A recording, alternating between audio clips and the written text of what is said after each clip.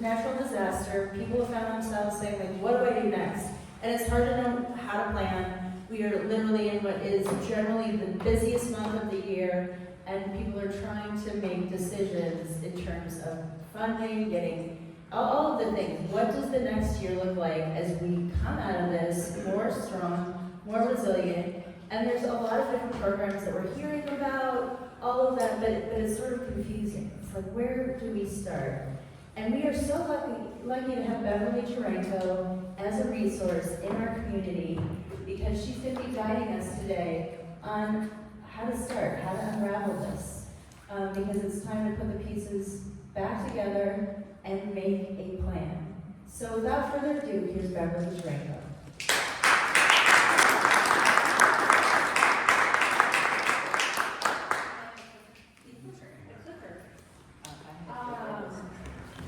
Hi everybody, it's a privilege to be here, and I'm really grateful to all of you for showing up today in person, and also thank you to those of you online who are attending. I thought a lot about what to title this session, and I arrived at rebuilding from turmoil. But turmoil may not be what you have experienced. Maybe you've experienced something worse. Maybe you were kind of okay and have seen other people go through turmoil. So I invite you to start off by turning to your neighbor and taking a few minutes, 4 minutes, so roughly to each side, just to talk about, is turmoil the right word for you? So go ahead.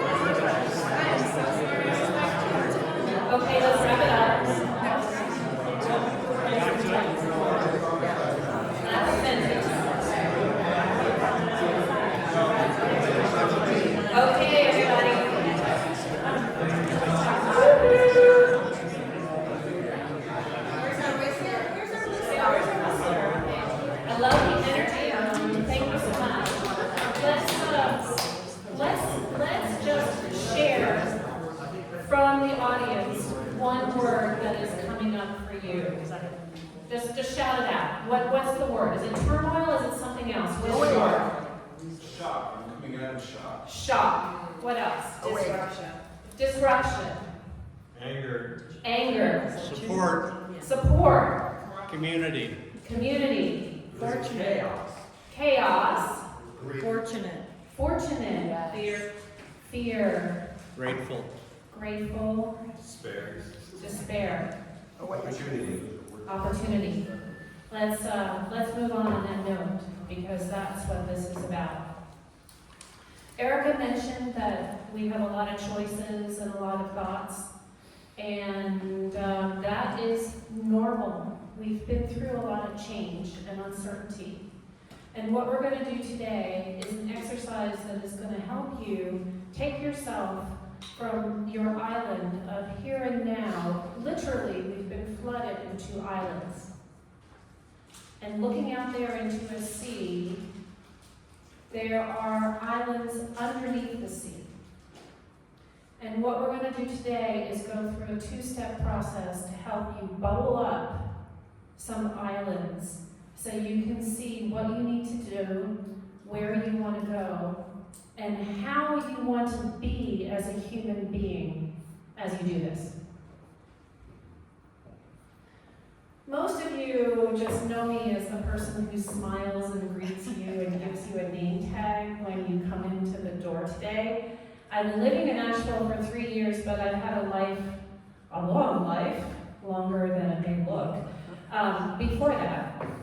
But what I do now is I'm an executive coach certified by the International Coaching Federation, and also a certified facilitator with the Entrepreneurial Learning Initiative. My background is private equity. I've been a junior partner in a private equity firm that invested $1 billion a year. Also oil and gas, working on developing projects all over the world, including in Siberia. And I founded 3 startups. 2 of them I've been through the full cycle of founding it, growing it, selling it, and realizing an exit. I mentioned I've had some experience around the world. These are all places where I've done meaningful work or lived.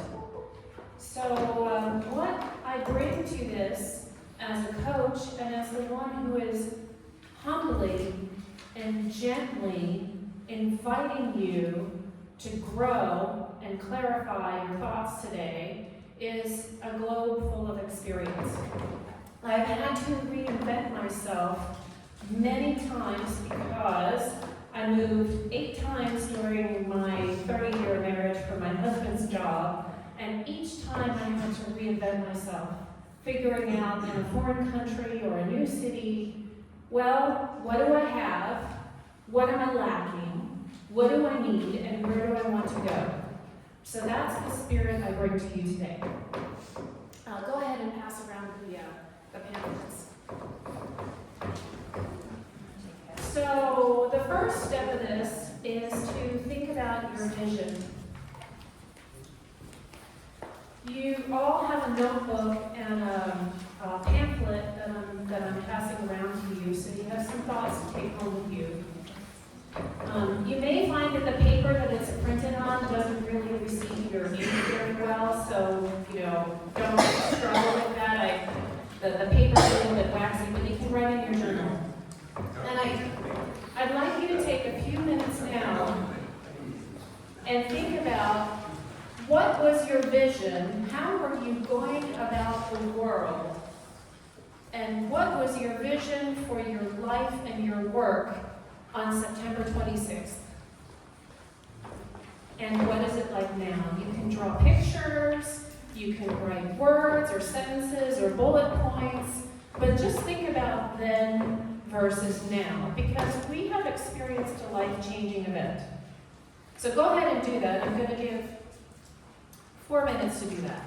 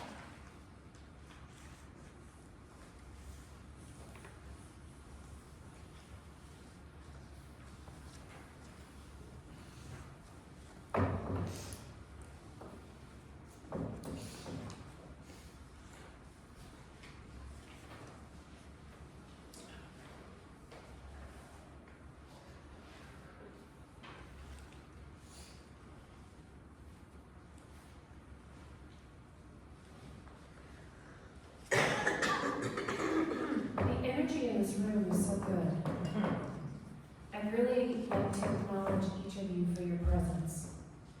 What I'm seeing is that each of you is completely here and participating and giving generously. So thank you for that.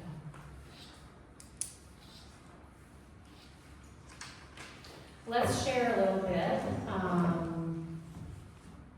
What do you see as the major change in your vision between then and now? Eileen? Well, I think for me personally, it's, before was a lot focused on family, home, things in my neighborhood, friends, entertaining, whatever, and volunteering at Hatch. And now I am sort of overwhelmed with what could I be doing and where can I help the most? What value do I bring to wherever in the community? And you know, there's just so much need, and I believe that it's better to not do 30 things, but to do one thing deeply. And so I'm just kind of trying to figure out what that should be. Yeah, there are so many opportunities to get involved in where can we make the most impact. Right. We all, as individuals, have a desire to contribute and to maximize our contributions, so that is completely normal. Who else?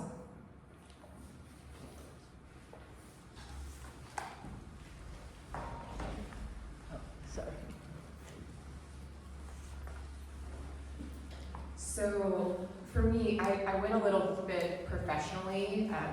I'm working at the intersection of insurance and climate change. And I was doing that work before Helene. I was in New York City for Climate Week when Helene hit. And no conversations ever felt more potent talking about natural disaster, looking back at my community in the distress they were in. And so before Helene, I had an interest towards climate change, care and understanding, but a bit uncertain and no direct path, maybe a bit of hesitation, kind of figuring things out and in my own lane. And now I feel it was, like I said, potent clarity, determination, proud to move forward on this chosen path, urgent, but with this deep love for the vulnerability that I'm able to have with my community and asking for help and then giving where I can too. Thank you so much. I really love that because it's one thing to read about natural disasters and see pictures and follow videos on TikTok. It's another thing to actually live through it, and it's a surreal experience. So what I see for you is you have clarified your commitment and affirmed it in a way that you hadn't experienced before. Who else? Last one. Hi, Sarah, by the way, for everybody.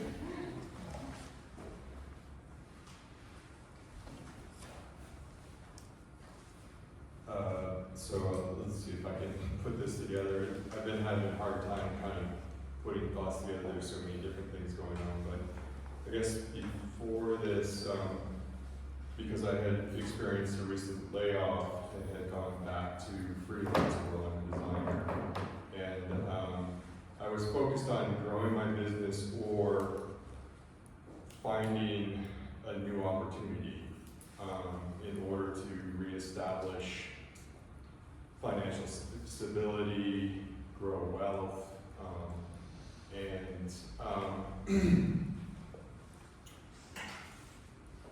in that place, I found it very hard to feel resourced enough to go and volunteer in my community, and even though that's something that I wanted to do, that I had done in the past, but wanted to really be part of that.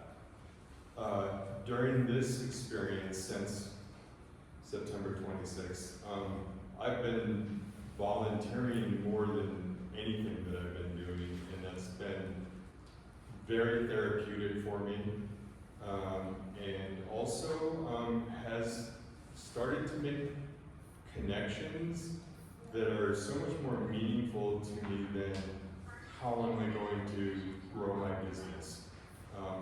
And these kind of like very personal, almost, I mean, could be seen as selfish in a way. And I know it's important to take care of ourselves, but just seeing my wider community and noticing all of the meaningful connections and acts of kindness and compassion, and even what you could call altruism on the part of people around me, that has been truly inspiring to me.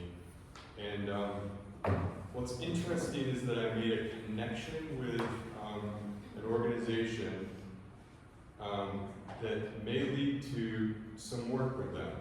And they do amazing work, and I would love to be a part of what they do. And so that's just kind of, amazing that came with that letting go. Like, I need to figure out how to make money. Letting go. Thank you so much. How many of you have heard of Viktor Frankl? Man's Search for Meaning, Holocaust survivor. He, in his book, Man's Search for Meaning, talks about how we find meaning in 3 things that happen in our lives. One is through personal connection. Another is, oh my goodness, now I'm not sure I remember the second one. I think it's by doing things ourselves. That's one way we find meaning. The second way is by sharing those things with people that we love and care about. And the third is surviving great personal challenge. So, congratulations, we have survived great personal challenge. And what I hear from you is you have seen greater meaning in what you're doing. So, great job. If you didn't speak, but you listened, hopefully you heard something that resonates with you, and do know that you're not alone. We're all experiencing this in our own way. So, go to the next page now. So now that you see a little bit more clearly your new vision, I invite you to pick 3 channels where you want to dedicate your time, treasure, and talent. So this can be all professional, this can be personal, or a mix. But think about, what are 3 areas in which you want to focus in the short term? Make them general, because after that comes action planning. So these are really channels, not individual episodes. Take a few minutes for that. I'll give you 3 or 4 minutes.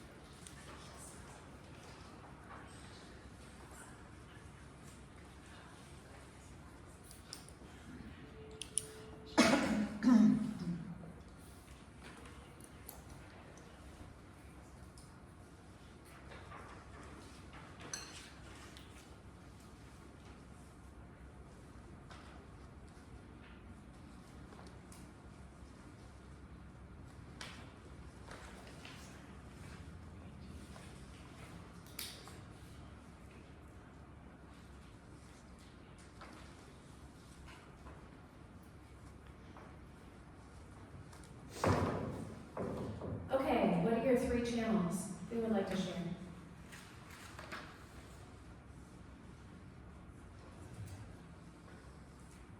Looks like some people are still writing. If you're ready to share, raise your hand. Scott Smith.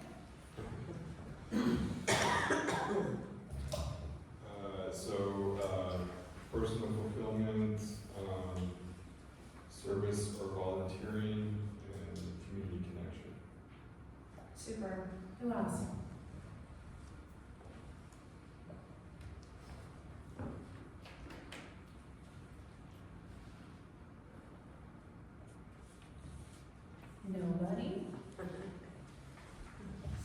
Sarah. We're just gonna go back and forth, Scott. So I chose 3 words, attune.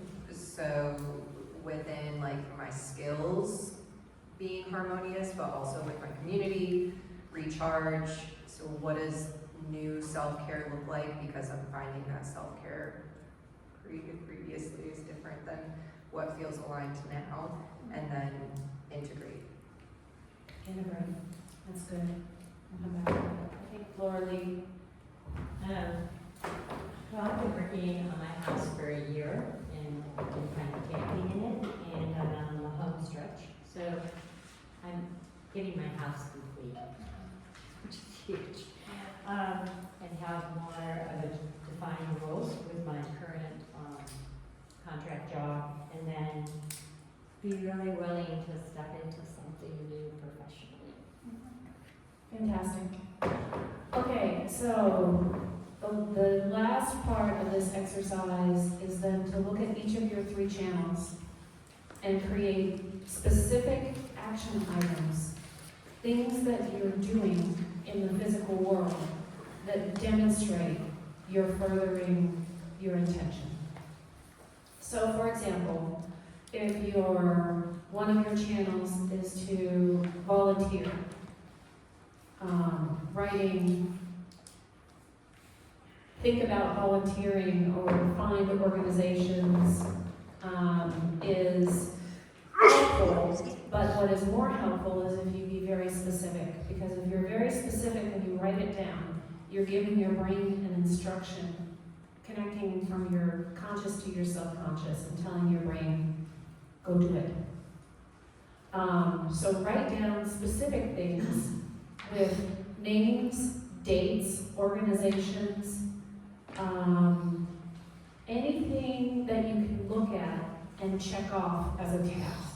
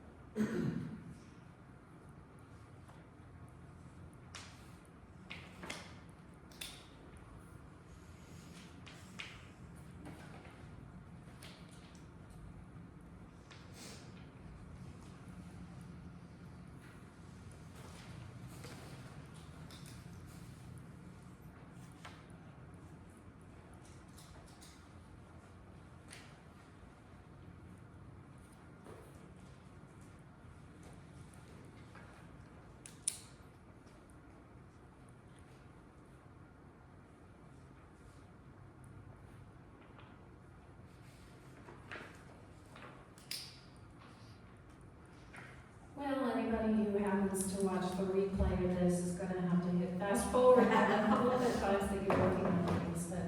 But thank you again for your attention to this exercise. So now you have your plan and your focus, and it's up to you to move forward with it. You can check things off. As you check things off, add more things to the list. If another channel becomes obvious that you want to include, you can add it. This is a planning tool that you can return to. And as opportunities arise, if you find you're feeling unsure if you want to do it or not, go back and read your vision and use that as your filter. Because when you don't know what to do, if you call on your vision, your voice of wisdom will answer. Isn't that a beautiful saying? So use your vision as your filter and your guidepost, and then it's all about taking action. Not every action is going to be right. Not every action is going to be perfect. But anything that you do is a contribution to the world. I offer myself as a resource to you. We have many other resources in this room, and I'm on the planning committee. But I offer myself to you for support. And I want to close with a quote. Has anyone heard of John Kabat-Zinn? Oh, wow, neat. He is a mindfulness expert who has been doing studies on mindfulness since the 70s. Based in Massachusetts, he's a teacher, an author, and a clinician. And here is my final inspiration for the day. You can't stop the waves, but you can learn to surf. Thank you very much.